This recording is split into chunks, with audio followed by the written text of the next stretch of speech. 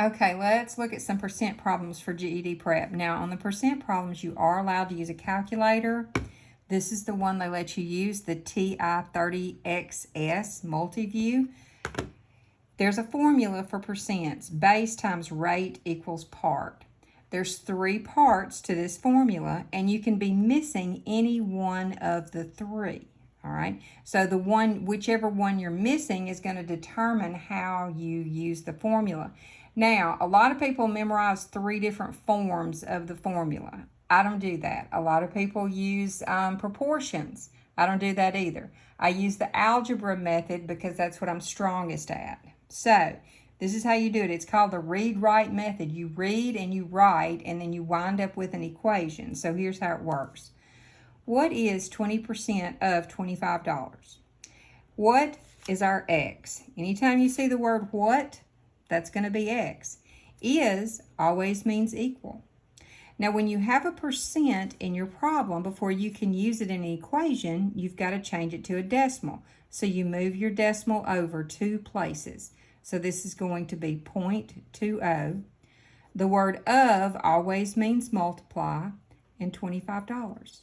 All right, so now all you've got to do is multiply 0.20 times 25, and that gives you 5.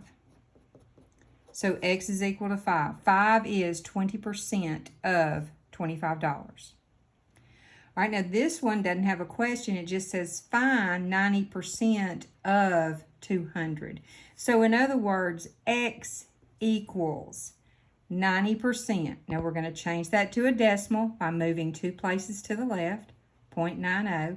Like I said, of means times 200. And you see it wasn't worded the same way, but we wound up with the same type of equation. So now all we're going to do is 0.9 times 200, and that's going to give us 180. Okay?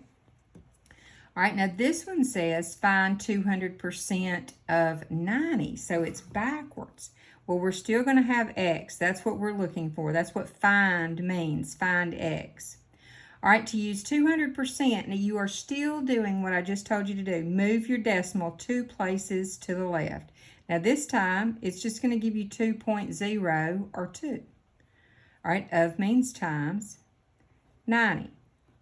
So 2 times 90 is 180.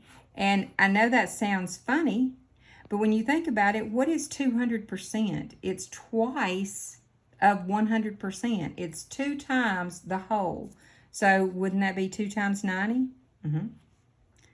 All right, and the last one. What is 35% of 400? Okay, let's read and write. What is our X? Is means equal. I've got to change this to a percent, so that's going to be 0.35. Of means times 400. And then we'll pull the calculator out, and that's going to be 0.35 times 400 gives you 140. All right. Okay, and I will be working some problems here shortly where there are other parts of the equation missing. These were all missing the same part.